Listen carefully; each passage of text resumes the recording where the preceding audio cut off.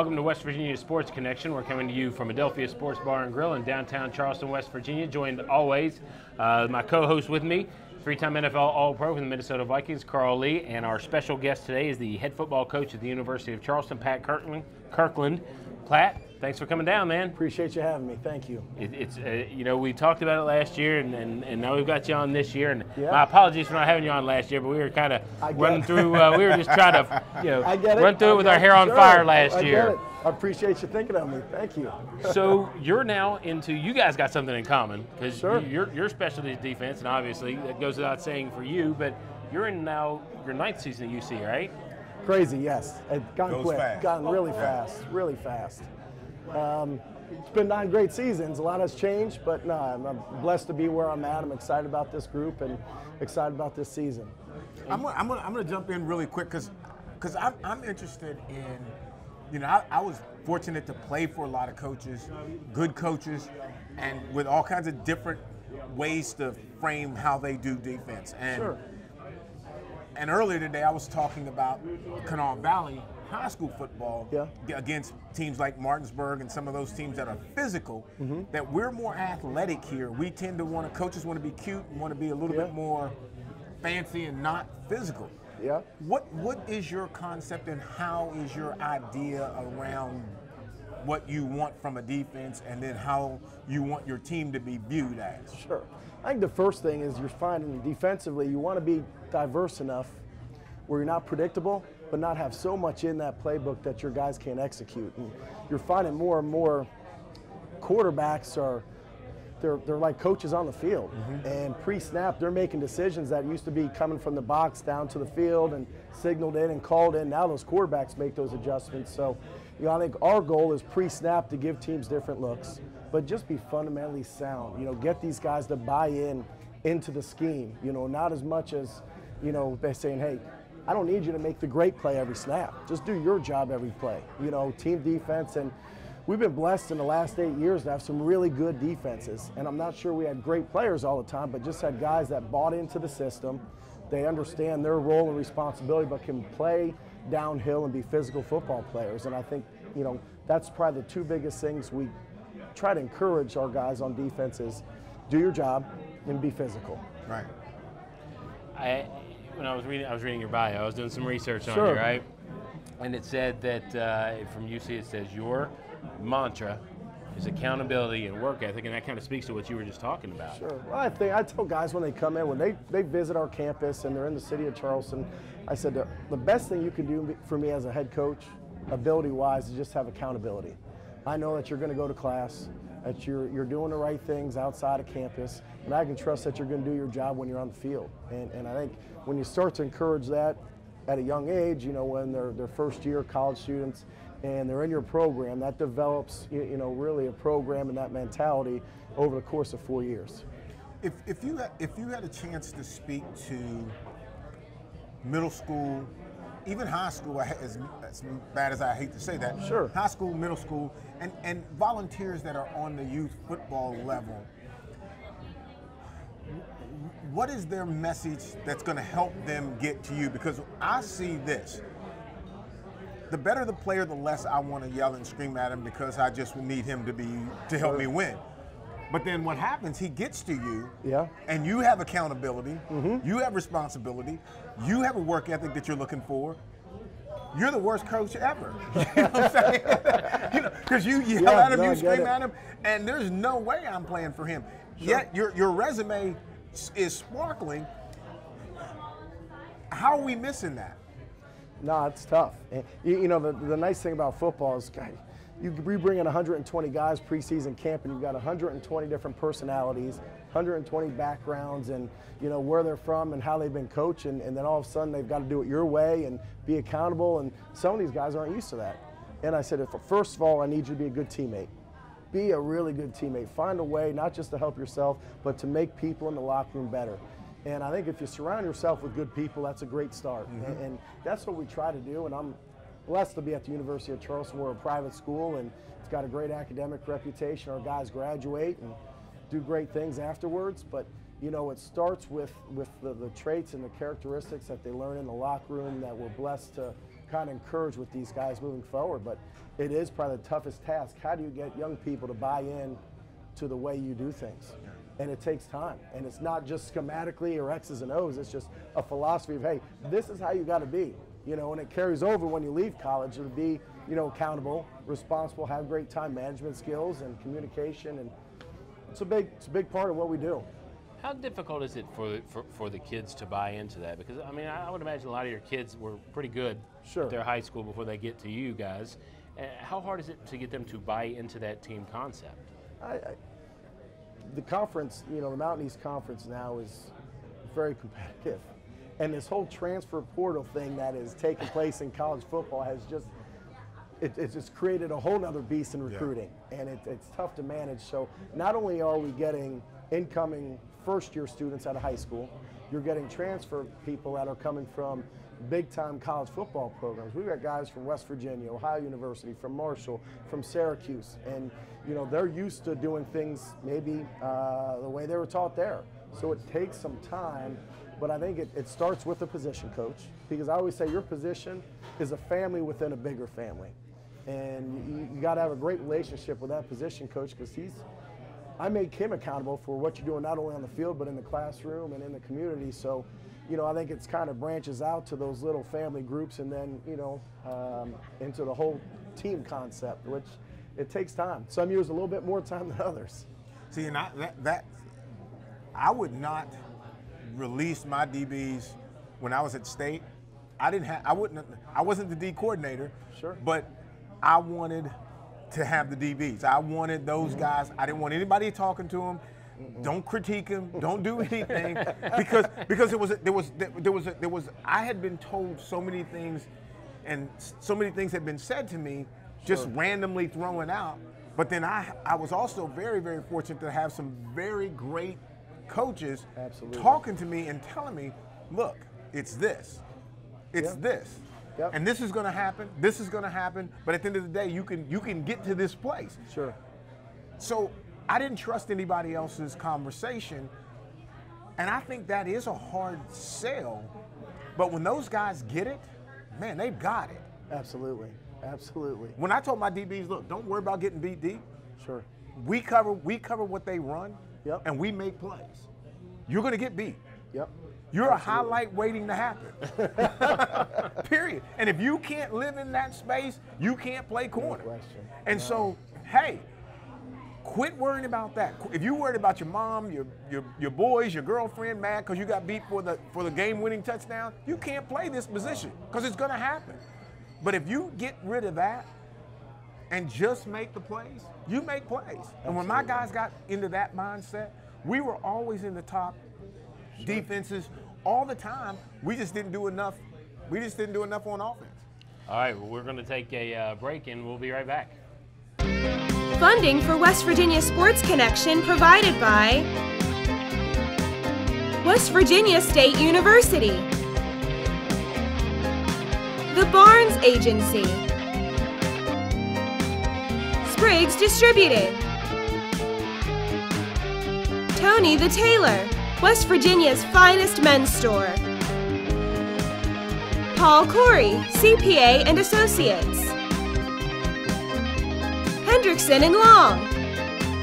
It's fall here at Tony the Tailor. No one in the Mid-Atlantic does men's clothing like Tony the Tailor. Best selection of quality sportswear from Johnny O, Brax, and Ledbury. Huge shoe department featuring Cole Haan and DiBianco. Jackets and suits from Hickey Freeman, Samuelson, and Talia. And of course, free alterations by Master Tailors. Tony the Tailor, 822 Virginia Street, downtown Charleston, or online at bestmastertailor.com. Welcome back to West Virginia Sports Connection. We are coming to you from Adelphia Sports Bar and Grill in downtown Charleston, West Virginia. And Carl and I are joined by Pat Kirkland, the head football coach at the University of Charleston. But now, you guys were talking about, I mean, you've both been DBs, and you both coached DBs. How difficult is it for your players to buy into that when you tell them you're going to get beat? I mean, do they like, no, I'm not? Or are they like, oh, okay, all right. It really doesn't matter what they say. They know they are. Absolutely. Yeah, they know they are. And that's the hard reality. Yeah. That's the hump that we have to get beat. You know, people are going to see it, and it's going to always come on a third down. And you know, we were talking about disguising and all that kind of stuff. I got Pete Carroll as a defensive back coach. We're in San Francisco, and you got Joe Montana in the backfield. We just gave up on disguising. We gave him two safeties high, and two corners up in the press look. Made him figure it out, because what we were afraid of, a lineman could tip it, a linebacker can tip it, and then we're in trouble. So we were like, you know what? There's no reason trying to trick this guy. Yeah. He's gonna find everything. So we just lined up and played. So now, whether it was we played some kind of combination coverage or whatever, or a man-to-man coverage, it didn't really matter. He was going to get that look every time. Sure. So whatever anybody else showed, it didn't really matter. And that's a hard thing to manage. And there's just so many different things that you hear as a defensive back. Oh, you know, people yelling, "Don't get beat, Dave. Back up, move up, stay back, yeah, stay back, stay back." Yeah. And so I'm really interested in like your philosophy, even as a player. Sure. How did you feel? How were you coached? And how does that now play into how you coach? And I took for granted the secondary we had last year. We had 4 seniors in the secondary, and they were aggressive. They had a great mentality, next play mentality. Yeah. This year, it's, and we had a kid. Jonte Pooler was in the Cleveland Browns camp and with the Bengals, and Chris Turner went with the Washington Redskins for a little bit. And I had those guys in the system for a while, and they were aggressive. They challenged receivers, and this year we've got a lot of young guys playing for us, especially at corner.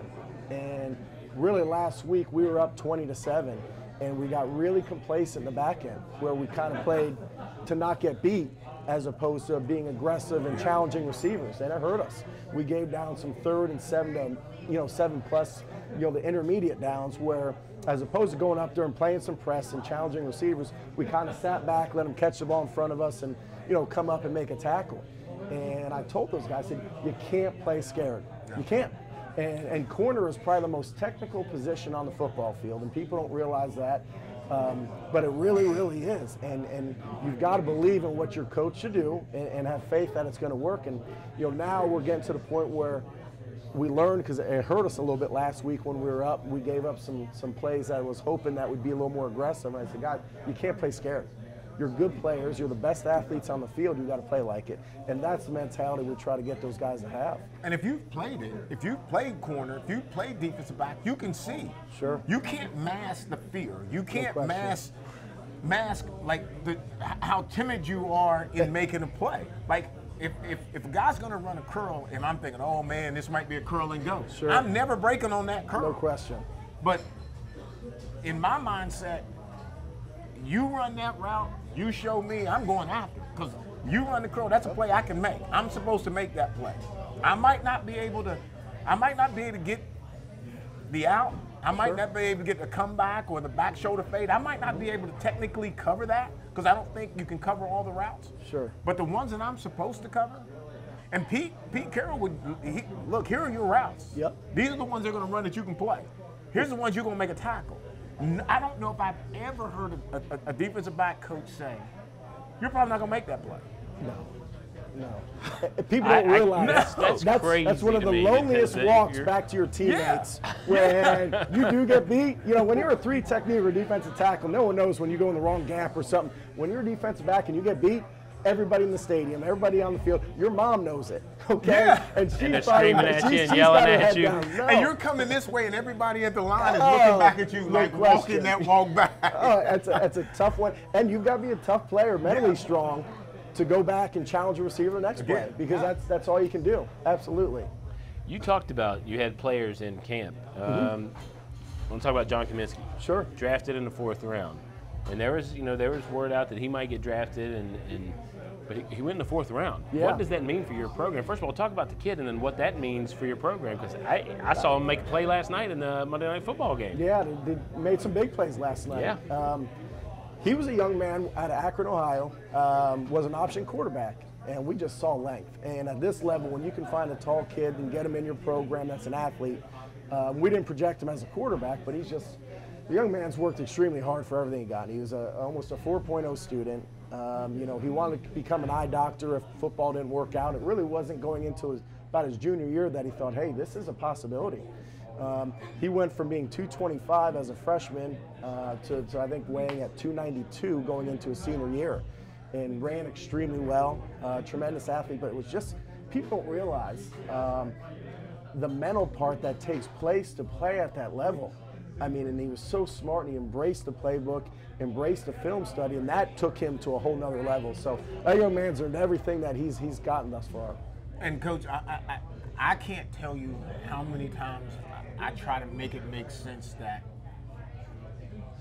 growth, height, weight, speed, quickness, strength, all of those things are things that you can get. Sure. You can, you may not get the fastest, you may not get a 4.2, but you can get faster, you can get stronger, you can get bigger, you can get all those kinds of things. But you got to put some work in. No question. Like you've got to, you can't say, oh, I want to play on Sunday and just come to practice. A lot of people try that. Yeah, It's just not enough. Absolutely. It's just, yes. I can't coach you to get to the next level. You've got to work to get to the next level. I can say, look, you need this, this, and this, and this, and this. What are you going to do? Absolutely. The first scout that ever came to see me at Marshall, there was another gentleman named Dean Roberts. He was a tight end. Dean was 6'4", 225.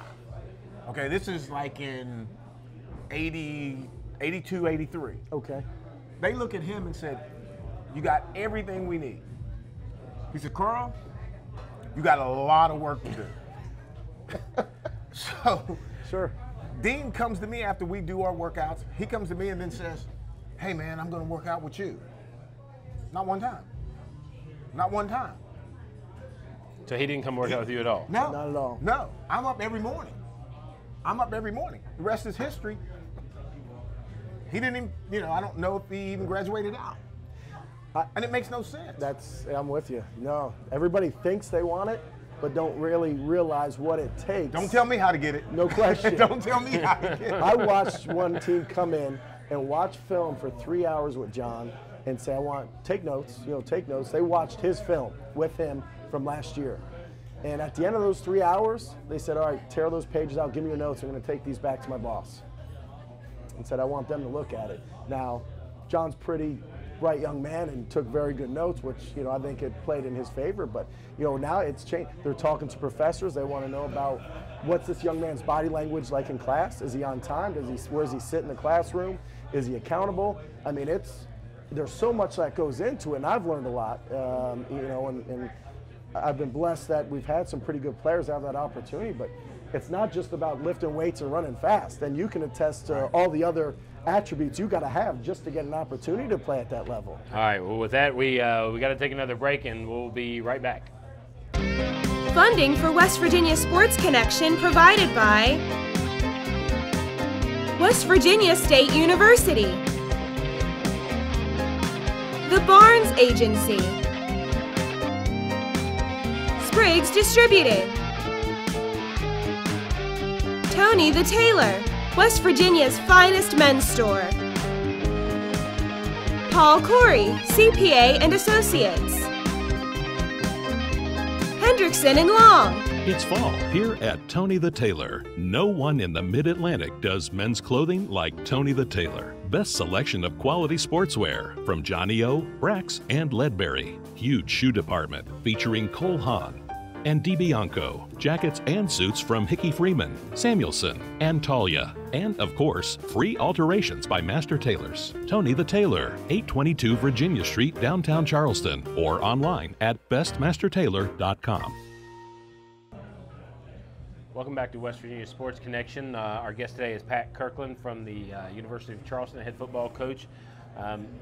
We've talked a lot about what your program's like and what you guys both being defensive, both defensive guys. So I knew you would get along great. But you also coached. I want to talk, and this to me was just a shock, a complete turnaround. The way West Virginia looked against Missouri, I mean, everybody's like, oh, this is going to be an ugly season. I don't think anybody had any expectations. And then Saturday happened. Yeah. How does that happen? How does that work? I mean, you got to give Coach Brown a lot of credit because it's, you know, it's tough after a loss to get on your team and motivate those guys. It's easier after a win. You know, you can really push them, coach them aggressively, but after that loss, to challenge them to step up and work hard and prepare that week, you know, I think that's a great job on them, because they looked like a really well-coached team that was playing hard, and they earned it. They earned it. And I'd make the case, and I'm curious to hear what you say about it. Like, I also believe that that's trust in the coach. Sure. Because I think all coaches, after a win or a loss, try to keep the momentum going. But I think when you get a buy-in, when the team buys into what you're saying and saying, hey guys, look, we've lost some games, we just haven't played well. Sure. All we got to do is turn this around, and they like, oh yeah, we can. Yeah, would you say that requires some true trust in the coach, question. And he's gained that kind of respect from his players? I think so. The coaching dynamic has changed drastically. Even when I was a player, it was here's coach and here's player, and it was more of an authoritative. Now I tell those guys, I said, our relationship has to be built on a mutual respect, and I want that respect to be based on trust, not fear. You know, I don't want you to do what I ask of you because you're fearful of what I'm going to do, and afterwards. I want it because you trust that I have your best interest in mind, and I'm trusting that you're going to work hard for what we want to do as a team. And I think when you got that, and obviously it shows Coach Brown has that, because those players definitely bought in to that week of preparation, and it showed. But I definitely think that's where it starts, is that relationship you build with your players has got to be there for them to respond like that. He was saying after the game, or actually before the game and then after the game, that, you know what, we're going to try some different things. And he put in a bunch of freshmen, and Sure. Man, did they respond. Played well, played really well. Maybe people thought they were going to win, but I'm telling you right now, when the crowd left here after Sure. Missouri, nobody thought they were going to win another game the rest of the year. And Yeah. I mean, it was just like, wow, Yep. How can you make that kind of a turnaround in a week? And I guess it speaks to what you were saying. Well, and I think the other thing, veterans tend to get complacent. Sure. And a freshman who's been good out of high school or good out of college is sitting there waiting on that opportunity to get in. You get that opportunity to get in. Man, you're not trying to get back out. You're trying to get in that thing and make your own name. Absolutely. Yeah. Absolutely. And I think there's a lot of that happening, and that complacency is easy Sure. to fall into. Absolutely. Absolutely. They definitely changed the complexion. I want to switch gears and talk about Marshall. Man, Doc just always has them doing well. I mean, we talked about how they did against Boise State, and I mean, on the national stage, and they did well. And then last week, Isaiah Green he's tough, man. Changing concepts on coaching. Sure. Okay, let's be clear. Doc is a modern day old school coach. Absolutely. He has the old school mentality, but he does it in such a, this is how it is here. No question. In Marshall, it's green, right? And you fit into the green. And if you don't want to fit in the green, that's fine. You're just not going to be here. Best of luck to you. Yeah, Absolutely. best of luck. We Yep. wish you well. If you're not trying to graduate here, hey, you got to go somewhere else. And I think, guys, there are the right kind of players can fit into that kind of mold. And I think that's why most players that come to Marshall, they get this is how it's going to be. Sure. And if you're not okay with that, there's no reason for you to come. We don't need you to be here.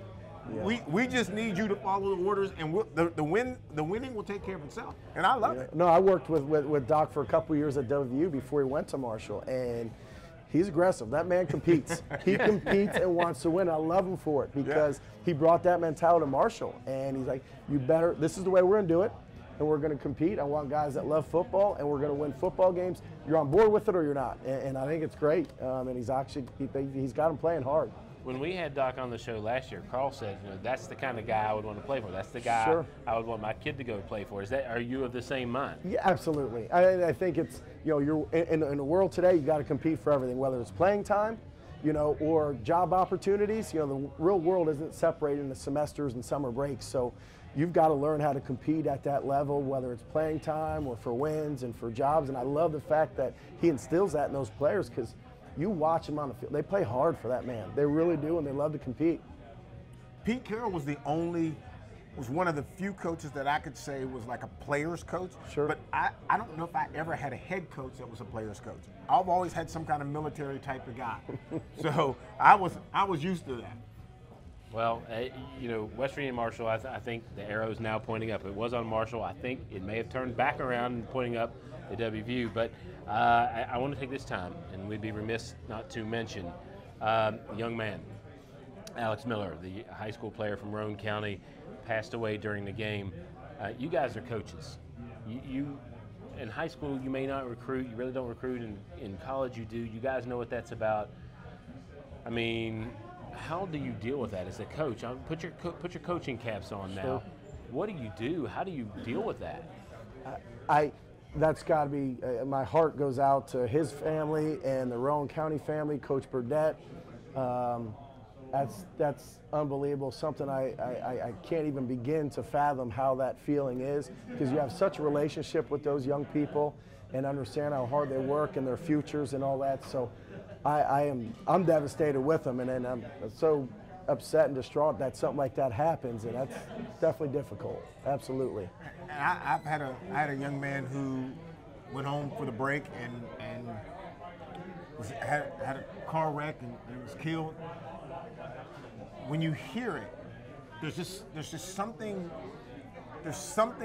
that just wants you to kind of disconnect from it, to try to, like, no, that couldn't have happened. Because he was just here, you know, and he went home for the break and he's coming back.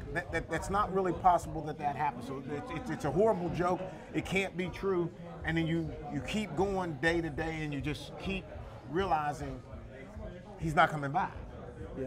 And it's tough. It's tough on the team, because again, it puts in perspective how small the game is, how short life is. And I think at the end of the day, we have to be more important. We have to look at it that way all the time. Well, our thoughts and prayers are with his family, the community, the school, and I think it's a great thing that all the schools around the state are going to honor that young man tomorrow, Tuesday, wearing maroon. On that note, thanks for watching West Virginia Sports Connection. If you like what you see, you can check us out on West Virginia's Public Broadcasting West Virginia channel on Thursdays at 7 p.m. You can also check us out on social media on Facebook, YouTube, Apple, iTunes, and our website at WVSportsConnection.com. Thanks for watching. We'll see you next time.